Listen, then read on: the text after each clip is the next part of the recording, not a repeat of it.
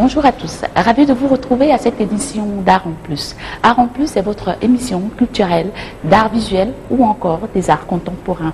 Aujourd'hui, un programme exceptionnel, riche en tout genre et en créativité. Voici le sommaire. Dans sa résidence, l'esprit des lieux, à l'île de Ngor, le peintre Abdoulaye Diallo a reçu l'équipe d'Art en Plus. Voici l'histoire hors du commun d'un artiste exceptionnel. Nous irons ensuite à la rencontre de ces femmes tout à fait particulières qui a l'ambition de changer ce monde. C'est Diane Régis-Faure, avec sa particularité, la sculpture sociale. À découvrir le cinéma en dernière partie, comme toujours, avec cette nouvelle génération de réalisateurs qui, malgré les difficultés, travaillent avec vigueur pour redonner au cinéma sénégalais une toute nouvelle dimension. À découvrir. À tout de suite. Il y a 3 ans, Abdoulaye Diallo a rencontré le génie de la peinture. Et aujourd'hui, cette peinture a complètement changé sa vie. Artiste ou pas, cet homme vous semblera hors du commun. Regardez.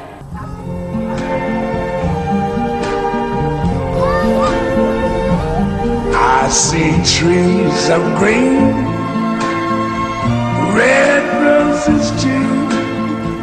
I see them blue. Être artiste plasticien, c'est s'exprimer sur une toile à partir de couleurs, de crayons ou de pastels. Si être artiste, c'est faire quelque chose qui plaise ou qui en tout cas vous pénètre, oui, je suis artiste. Non, si on part du principe que être artiste, c'est un métier comme tout autre qu'il faut apprendre, qu'il faut vivre d'une manière assez particulière, non. Et je suis arrivé à la chose par le jeu. Parce qu'en réalité, nous avions dans le cadre de l'association des Amis de l'île de Ngor organisé une manifestation culturelle et artistique sur cette île qui s'intitule le Dioko. Et dans le cadre de ce Dioko, il était question de présenter l'ouvrage que j'ai publié sur l'île qui s'intitule La fille du volcan.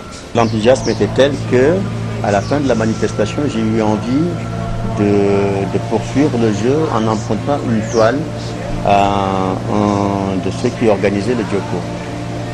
Et quand ils m'ont amené cette toile et des couleurs, à côté de moi il y avait le grand artiste Krembaï et à gauche j'avais une autre artiste plein de talent qui s'appelle Jainaba. Alors j'ai emprunté à l'un son couteau et à l'autre son rouleau parce que durant toute la journée je les ai vus performer. Et j'ai voulu mimer un petit peu les mouvements de l'un et de l'autre. J'ai croisé un ami, Didier Roch, qui lui aussi est venu visiter le travail de Cré. Et en visitant le travail de Cré, a vu ma toile et s'est arrêté. En me disant, cette toile, elle est lumineuse. Alors on a plaisanté, je lui ai dit, écoute Didier, vous la trouvez comment celle-là? Là, il me dit, non, elle est très très belle cette toile. Je lui dis, mais elle n'est pas achevée. Il me dit, mais elle est de qui? Alors on se regarde et je lui dis, mais cette toile est de moi. Il me dit, non, c'est pas possible, Abdoulaye, c'est vous qui avez fait cette toile. Je lui dis, mais c'est bien moi qui ai fait cette toile. Mais elle n'est pas terminée. Alors je me suis mis à frimer un petit peu. En lui disant, non, elle n'est pas terminée, tu vas voir, je vais encore la retravailler. Il me dit, non, non, non, cette toile, tu n'y touches plus. Je lui dis, ah bon, parce que tu la trouves achevée? Il me dit, oui, non, non, elle est finie comme ça, elle est belle, elle est magnifique, il ne faut plus toucher. Je lui dis, après, bon, d'accord, je ne touche plus, donc qu'est-ce que je fais? Il me dit, il faut la signer, quoi.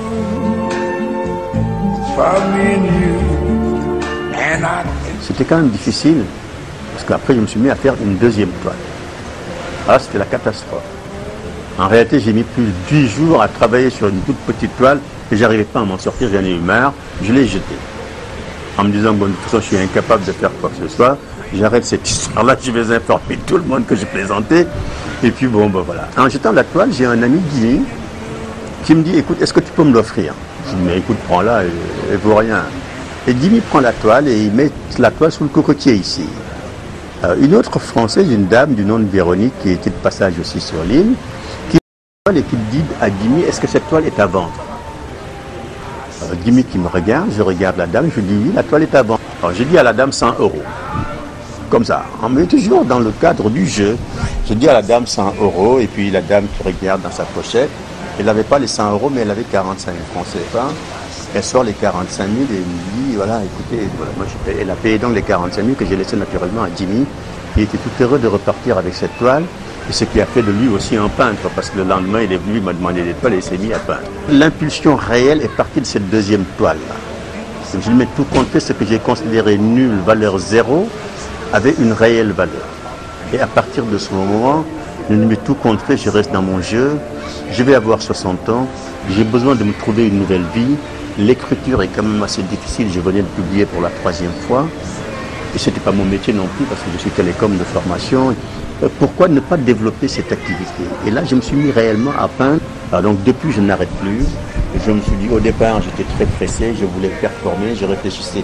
Je ne réfléchissais pas comme un artiste, j'agissais comme un technicien. J'avais le souci du délai, du temps, de la production, etc. etc. J'ai réalisé globalement en 2 ans et demi 153 toiles.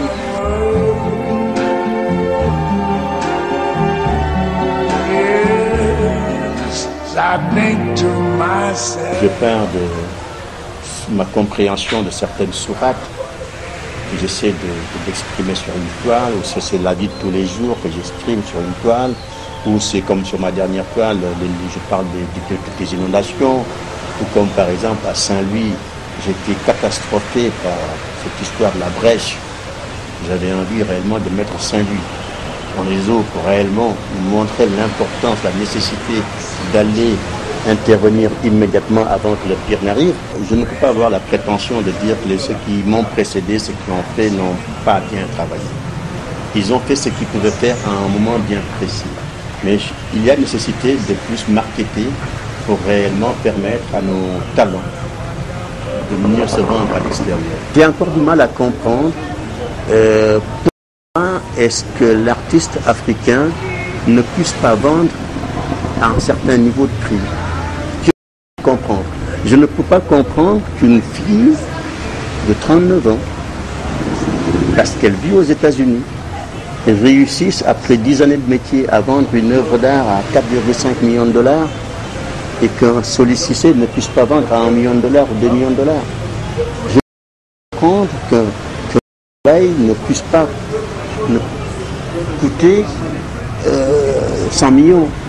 Je ne peux pas comprendre que parce qu'il est sénégalais ou parce qu'il est ivoirien ou parce qu'il est burkinabé, ne peut pas coûter 500 millions, 200 millions, 400 millions. Je dis non, il faut que les gens sortent un petit peu des formats classiques, de ces systèmes faits par d'autres et qui en fait fixent leur coût à des prix epsilon, qu'ils restent là-dedans, qu'on les confine là-dedans et qu'ils vivent toute leur vie que là. De la même manière, je dis que je ne comprends pas quand on me parle de littérature africaine. La littérature, c'est la littérature, point. Je ne peux pas comprendre qu'on me dise que, voilà, rester dans le personnage type sahélien, longiligne, maigrichon, etc., c'est ça qu'il faut vendre à l'extérieur. Je dis non, nos artistes l'ont fait ici au Sénégal, il l'a amené en Allemagne, et il a été très fortement critiqué par la presse allemande qui disait qu'en réalité c'était des œuvres d'aéroport. Alors qu'il s'agit d'un grand talent. Il faut que les gens cessent d'être confinés dans des formats qui ne sont pas des formats définis. Moi je m'exprime sur une toile comme je m'exprimerais sur une feuille de papier, comme je m'exprimerais avec mon pied sur un ballon. Il n'y a plus de talent occidental et de moins bon talent africain. I see them blue for me and you, and I think to myself. On nous traite de débiles, on nous traite de fous, on nous traite de dévropathes, je l'accepte, mais pour exprimer cette folie, je mets des prix très élevés. Mais je veux dire qu'en tout cas, je ne veux pas rester dans des formats, je ne veux pas rester dans des trucs. Maintenant que l'art africain se vend, il faut qu'il y ait une politique réelle. Je disais, je ne citerai pas là non plus de nom, vous visitez, pour prendre le cas du Sénégal, visitez l'ensemble des bureaux des ministres de la République. Visitez-les. C'est suffisant pour dire pourquoi est-ce que notre art ne s'exporte. Vous verrez très rarement dans un bureau ministériel une œuvre d'art, une toile d'artiste sénégalais. Si ce n'est une toile offerte par l'artiste. Ce n'est pas acceptable. J'ai visité le bureau d'un ministre immense, des murs blancs. N'importe quel artiste se régalerait à meubler ses différents murs. Il n'y avait plus de photo naturelle, c'est la photo du président de la République. Tout le reste était aveugle. Rien sur l'art. J'ai visité les bureaux de la primature. Je ne citerai pas non plus le nom du Premier ministre. Couloir, salle d'attente, bureau, rien. Alors, comment que celui qui doit à la limite lui vendre son produit, l'État, doit être le premier consommateur du produit réalisé chez lui.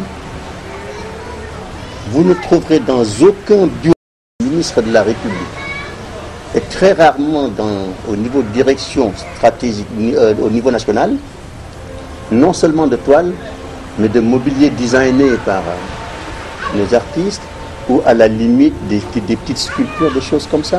Vous trouverez des mobiliers de Dubaï, de Chine, de je ne sais où, etc. etc. C'est la catastrophe.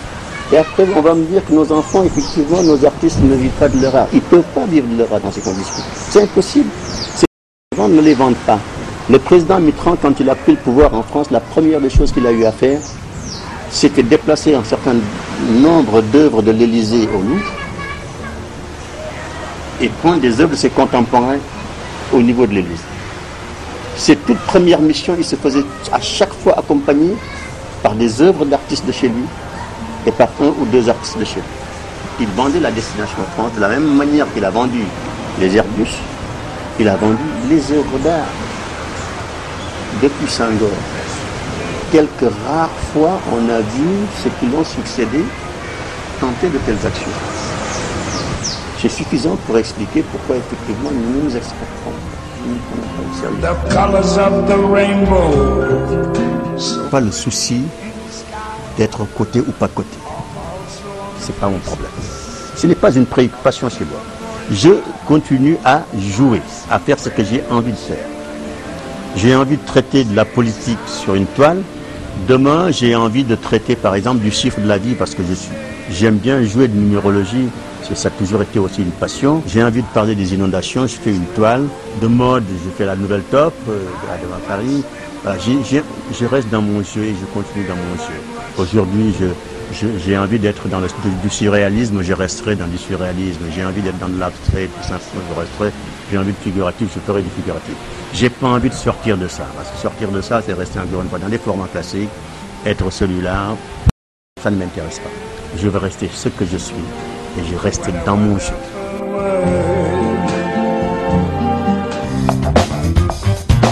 Quelqu'un disait il n'y a pas de hasard, mais que de destin.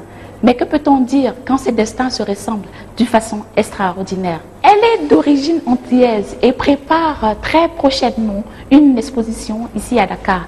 Elle était parmi ces nombreux artistes venus à Dakar pour la Biennale 2014. Nous avons rencontré. Et voici les propos recueillis de Diane Régis-Fort. Urban indigène, I come. Je suis une femme tellement inspirée par les couleurs qui sont chaudes. Dans mes peintes, mes tableaux, quand je peins, je choisis toujours les couleurs jaune, rouge, les couleurs primaires. Donc pour moi, voyons le soleil. Parce que pour moi, en tant que quelqu'un qui a voyagé tellement beaucoup, mais je suis des origines antillaises, le soleil m'appartient.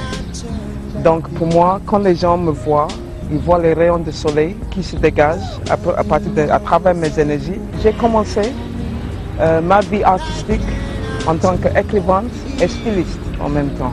Où j'ai fait mes coiffures à travers mes inspirations.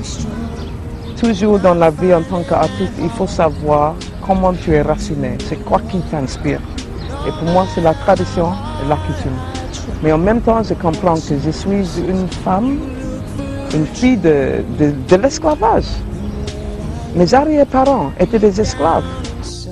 Pour moi, c'est quelque chose qui s'exprime à travers mes œuvres. Donc pour moi, je suis un tableau ambulant, on peut dire. Et en tant qu'artiste, je crois que ça, c'est notre rôle.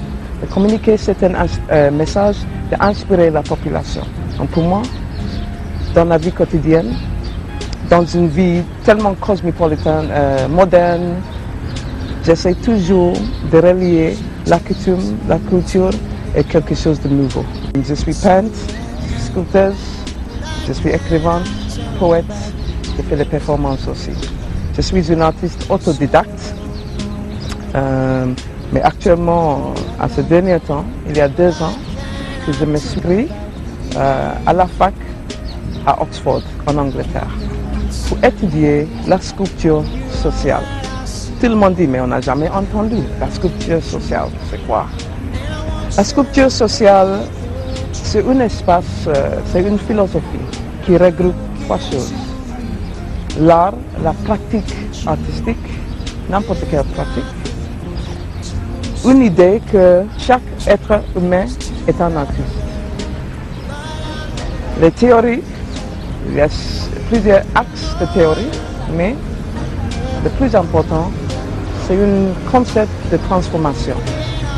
Moi, j'étais toujours basé dans les pays en Afrique et mes devoirs s'engagent toujours les questions sociales.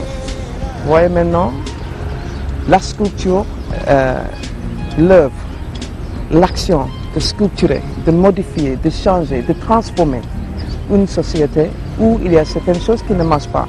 Par exemple, la parité entre les hommes et les femmes. Un exemple. La pauvreté.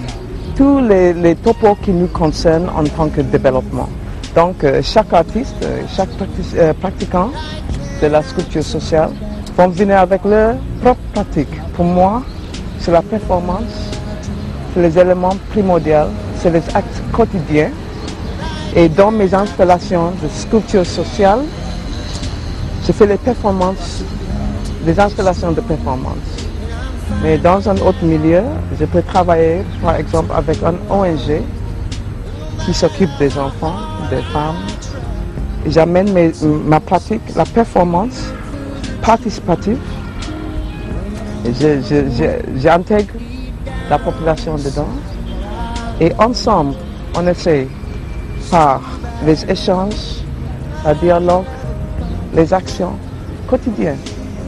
J'ai une œuvre qui s'appelle One Bowl, inspirée par l'action de manger dans un bol, ce qui est la quotidienne et la tradition ici au Sénégal. C'est là où j'étais inspiré. Pour dire que si on mange dans un bol, il y a des forces invisibles qui se passent entre nous. Quelque chose qui fait relier les gens, qui fait souder une communauté, une famille.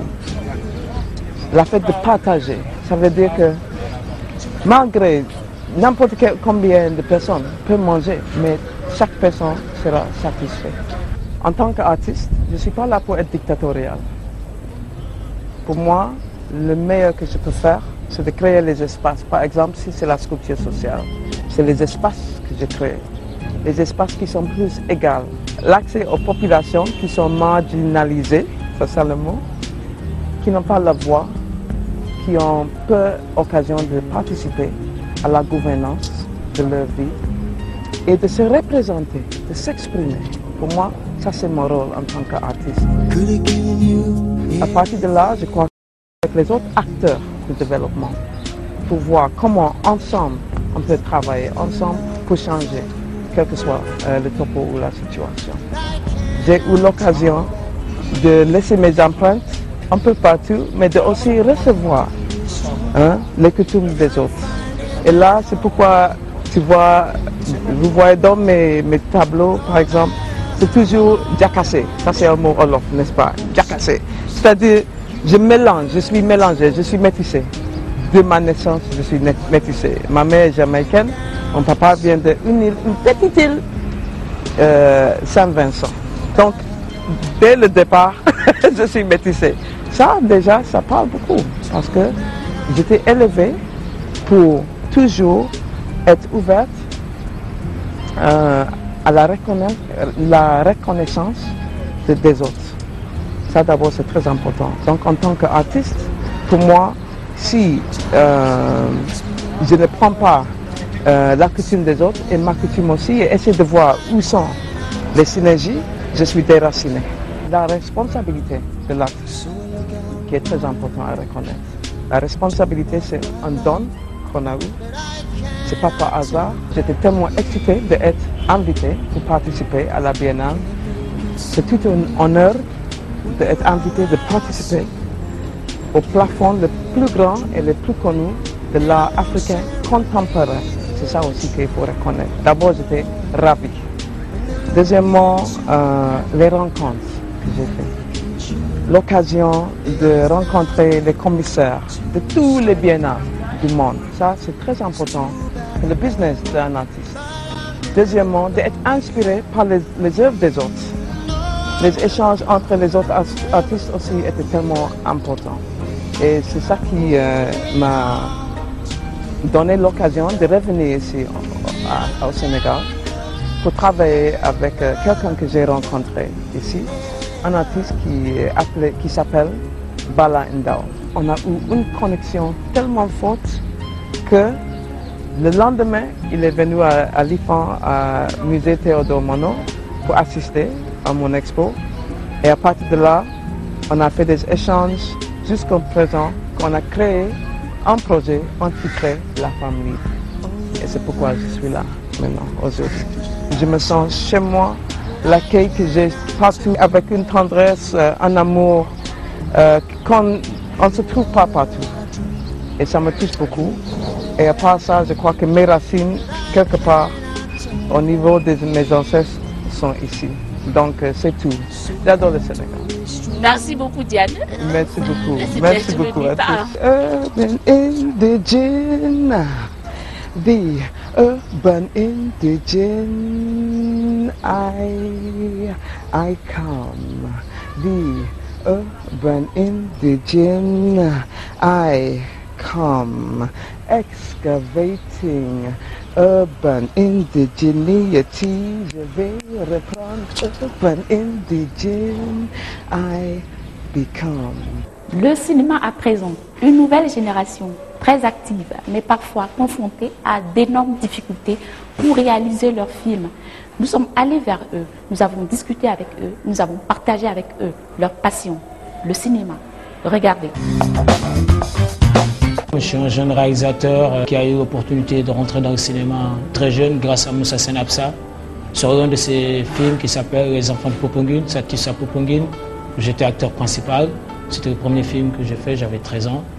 Et du coup, depuis ça, j'ai eu l'opportunité et la chance de temps en temps de tourner avec des grands frères à moi qui m'ont montré un peu le chemin, en grosso modo.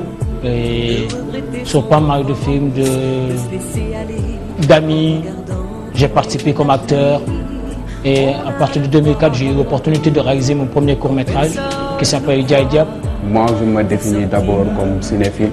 On a fondé notre propre club, Ciné Banlieue. Et avec l'appui de M. Boy, on a commencé à écrire, à faire des réalisations cinématographiques. Et le premier film que j'ai réalisé, après Mouli a fait un film qui a fait un succès, Mouli, qui a fait le festival de Cannes. Et au départ, on souffrait que les gens ne s'intéressaient pas à l'aventure. Mais dès que Mouli est parti à Cannes, tout le monde s'intéresse à l'aventure. Et récemment, il y a Khadija qui vient de remporter le Club Ivoire documentaire. Moi, j'ai toujours adoré les films. Déjà, toute petite, j'étais scotchée devant la télé, tout le temps, du matin au soir. C'est vrai que ça m'a beaucoup aidée parce que j'ai eu beaucoup de culture générale grâce à ça. Quand je regardais les festivals comme le Festival de Cannes à la télé, je regardais le making-of un peu des tournages de films et tout. Et mon rêve, c'était d'être sur un plateau de cinéma. Avant, j'avais participé à un casting pour un film dont j'ai été retenue. Comme j'aimais tout le temps les images, j'ai un ami qui m'a mis en rapport avec un professeur quand j'étais à l'université. Il s'appelait M. Abdelaziz Boy. Là, je suis venue renforcer la deuxième promo de Ciné 4. En fin de promo, donc on devait faire un film documentaire. Donc là, le choix s'était porté sur la cité des jeunes filles, Claudel. Et depuis lors, je multiplie les ateliers avec les intervenants qui viennent de l'extérieur. J'ai appris l'affection aussi. Par l'aide de l'ambassade de France, il y avait des intervenants qui venaient nous aider, comment écrire une fiction, comment réaliser. Et à partir de là, j'ai réalisé un court-métrage de 5 minutes qui parle des femmes battues. Ce film est allé au Festival de Cannes. C'est vrai que depuis ce temps-là, je n'ai pas fait de film en tant que réalisatrice parce que je me suis dit que je vais continuer à faire les plateaux en faisant un peu de stylisme. Et ce qui m'intéresse en étant costumière, je continue à apprendre la réalisation. Parce qu'en étant sur le plateau, tu apprends beaucoup de choses. Tu apprends les contraintes, tu sais comment faire au moment où il y a un problème qui est là, un obstacle, tu sais comment réagir tout de suite. Le cinéma a a réussi à briser mes études, arrêter mes études parce que j'ai arrêté un master en droit. Je ne pouvais plus continuer, ça a gâché toutes les relations avec la famille, personne ne voulait me parler, donc ils avaient dit que le cinéma ne fonctionne pas, les cinéastes ici au Sénégal, on va mourir pauvres, personne, il n'y a pas un cinéaste qui a fabriqué des châteaux ici, donc ils ont tout dit pour moi, mais j'ai cru en moi et j'ai travaillé avec cette équipe qui aimait le cinéma. On a suivi des formations à l'ambassade du Brésil ici, Cinéma Nosso, on a fait pas mal de formations pour avoir le diplôme. Et là, on était tout le temps sur le terrain. On mettait tous nos moyens entre amis pour tourner. Au finish, j'ai pu trouver un producteur par le biais de Cinécap. Ils ont lancé un concours. Et ils ont choisi 8 personnes, dont je fais partie. On a apparemment tourné les 3 et il nous reste... mais c'est toujours la galère. Des fois, il y a des jeunes qui viennent, qui ont leur scénario, qui ont envie de faire un film. Ils ont aucun moyen. Bon, moi, je suis obligé d'appeler un pote qui a un pied, il vient. Appeler un autre qui a une caméra, un autre qui a du son. Et on rassemble tout ça pour arriver à faire un film. C'est un cinéma de partage parce que nous, on n'a pas les moyens. Et aussi ici, il y a un problème d'hypertrophie. Il y a la domination des réalisateurs. Il n'y a pas beaucoup de techniciens, il n'y a pas beaucoup de producteurs. On a ces problèmes-là. Donc quand on veut faire un film, bon, tout est à peu près mêlé. Mais dans cette mêlée générale-là, comme on arrive à faire des films qui touchent les gens, on arrive à raconter nos propres histoires de banlieusards venant de milieux défavorisés et que les gens aiment, nous on dit alhamdoulilah quoi. Aujourd'hui, nous avons un manque de formation. Il y a des milliers de jeunes qui sont passionnés sur le métier. Mais ce manque de formation, c'est vachement important. C'est seulement cette formation qui pourra nous permettre de relever les défis par rapport aux technologies. Et je pense que l'audiovisuel, il faut que les Sénégalais puissent être conscients que le cinéma, c'est une industrie cinématographique. Et cette industrie qui peut générer de l'économie et réduire la pauvreté en même temps. Parfois, la famille, l'entourage nous demande qu'est-ce que vous y gagnez. C'est une passion qui nous anime, on ne sait pas, on veut partager. Le langage par l'image, c'est passionnant. Ben, j'espère qu'un jour, je ne parle pas de l'État, il y aura une grosse maison de production qui sera disponible à casquer, qui dispose tout le temps des financements pour casquer de l'argent pour des productions de courts et de longs, parce que là, c'est carabineux, je peux dire. Et jusque-là, donc, là, on a produit 7 films, dont 3 longs métrages et 4 courts métrages. On a eu un prix au festival Images et Vie. Donc là, en ce moment, on a formé le club, c'est tout structuré pour faire entrer dans le club. Il faut faire un casting. Dès que je réussis, il y a des documents à signer et tout. Et on est tout le temps sur le terrain. C'est-à-dire que dès qu'on fait un casting, on fait des ateliers chaque week-end, des cours sur le cinéma. Et dès qu'on termine un projet, pendant que c'est en train d'être monté, on attaque notre projet. Donc nous, on se dit qu'on va vivre du cinéma et on va révolutionner le cinéma ici. Moi, je suis parti du fait que toute la famille m'a abandonné pour me laisser faire mon chemin. Je vais dire que voilà, on va vivre de cet art parce que tout le monde dit qu'on ne peut pas vivre du cinéma.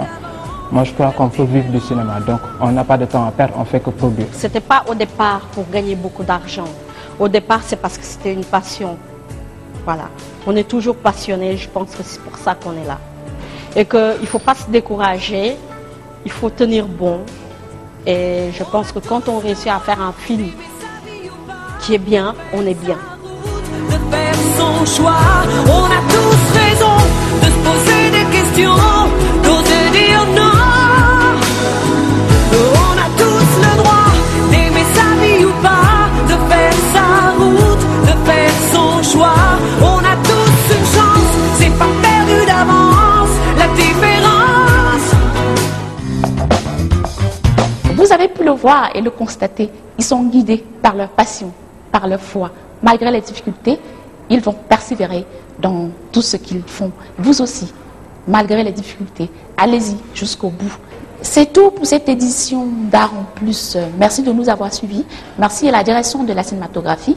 Merci au Centre culturel Blaise Senghor. Merci à toute l'équipe. À bientôt sur la 2STV. Ciao, ciao.